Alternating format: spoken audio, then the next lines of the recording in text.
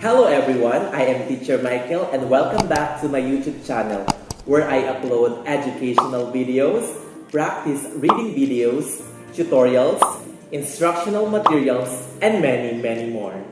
Today, I have a special video for you.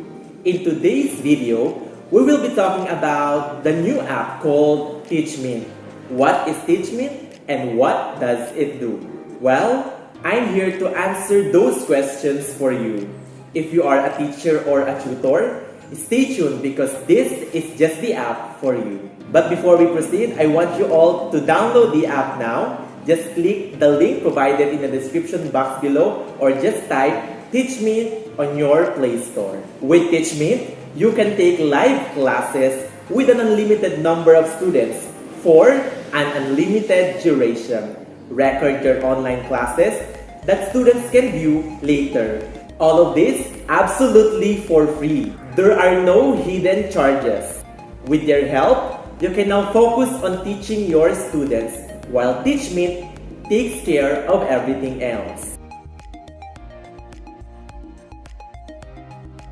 Now, let's take a quick tour of some of the amazing features they have to offer. But first, let me show you how easily it is to take a class.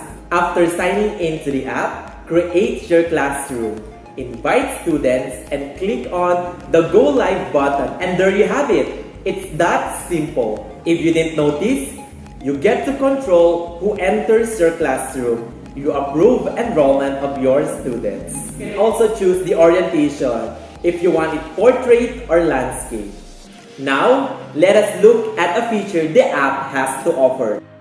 The very first feature that I really like is the integrated whiteboard. To launch the whiteboard in a live session, click on Share and select Open Whiteboard. And voila! You can see the whiteboard in front of you. You can write, draw, highlight, and much more. You can also undo and redo all the words and objects you have drawn in the whiteboard. You can also share your PDFs and images. If you want to share PDFs, just click Share and click Share PDF. And if you also want to share images, just click Share again and click Share Image.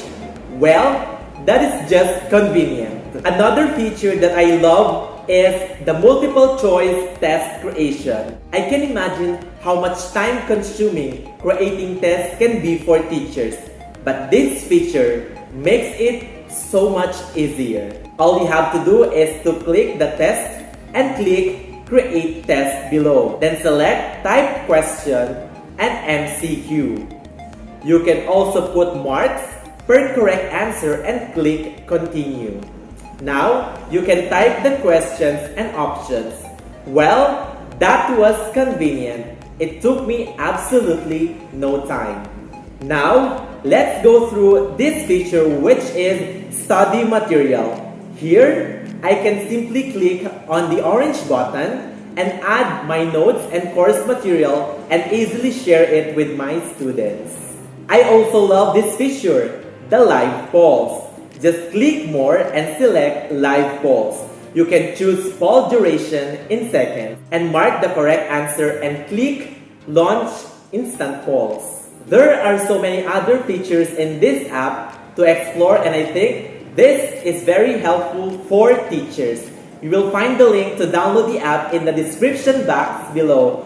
So go ahead and download it today and try it for yourself.